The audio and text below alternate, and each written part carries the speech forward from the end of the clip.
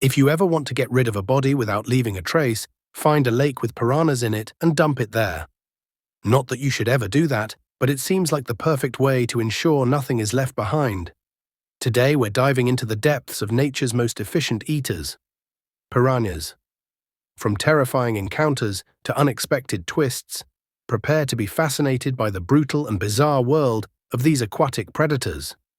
We all know the story of the ugly duckling, but here's a twisted version. Imagine a little chick, probably dreaming of flying someday, taking an unexpected dip into piranha-infested waters. The first piranha attacked, and since these little monsters can smell blood from miles away, it didn't take long for the rest of them to join in.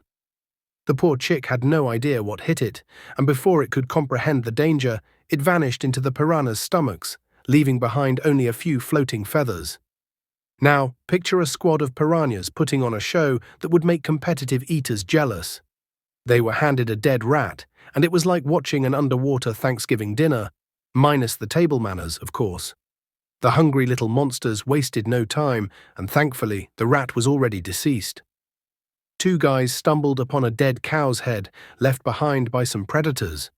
Thinking it would be fun, they tossed it into the murky waters filled with piranhas. The little demons swarmed in faster than you could say, holy mackerel, eager to leave nothing but bones behind. This scene was both creepy and weirdly mesmerizing, like a car wash for skeletons. The appearance of a crocodile hoping to steal a meal made the situation even more intense. God help anyone who makes the mistake of getting into that water. After a river tiger captured a fish and only ate half, the piranhas arrived. No creature can get injured and survive around these bloodthirsty killers. When they picked up the scent of the half-eaten fish, they came to clean up the mess, doing a perfect job as usual, leaving barely anything behind. Next, we meet a guy who transformed his living room into a mini Amazonian death arena.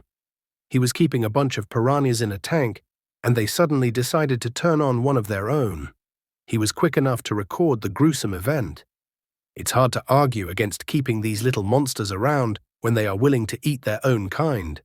What did he expect they would do to him? Then there's an aquatic cage match that turns the idea of vegetarians being peaceful on its head. In one corner, we have a pacu, known for its plant-munching lifestyle, and in the other, a piranha, the infamous water terror.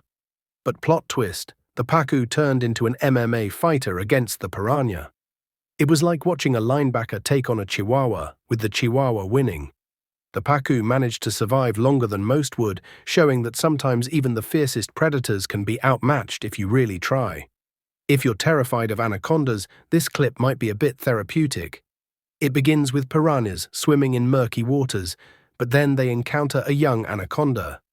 You'd think a snake capable of crushing alligators could handle small fish, right? Wrong. The piranhas swarmed the poor snake, attacking with teeth sharper than your grandma's wit, turning it into a snack. The anaconda was as helpless as its usual victims, and if it could scream, we would have heard it from outer space.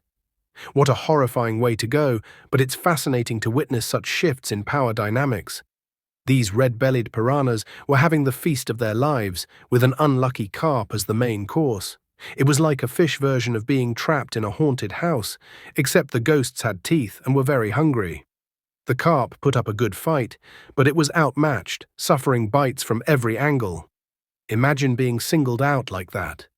A snake, thinking it would have a nice fish dinner, slithered into the water, only to find itself in a tank with a hungry piranha. If it had a heart, it would have dropped to its feet at the sight. It was like watching a living garbage disposal at work. The piranha's teeth were working overtime, as if trying to win a speed-eating contest. In the end, all that was left of the snake was a few scales and a cautionary tale. If you had to choose, always go swimming with sharks, not piranhas. These little beasts may be small, but they more than make up for it with their attitude. Picture 30 red-bellied piranhas in a massive 700-gallon tank, eyeing a dead octopus as if it were the last slice of pizza in a dorm room. Initially hesitant, one brave, or maybe just hungry, piranha took the plunge, and suddenly it was like someone rang the dinner bell. All of them dived into a feeding frenzy that would make Black Friday shoppers look tame. Sharing is not in their vocabulary, and they fought fiercely to get the biggest chunk of that dead octopus. In another clip making the rounds, these little water gremlins attacked a big bluegill, treating it like an all-you-can-eat buffet with a time limit.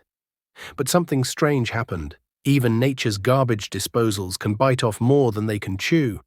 The piranhas began the underwater equivalent of loosening their belts, groaning, and spitting out fish bits like kids refusing to eat their vegetables. It was a messy feast, and certainly something I've never seen before. Usually, they keep eating no matter what. Did you enjoy this video? Let us know in the comments section down below. Don't forget to leave us a like and subscribe to the channel.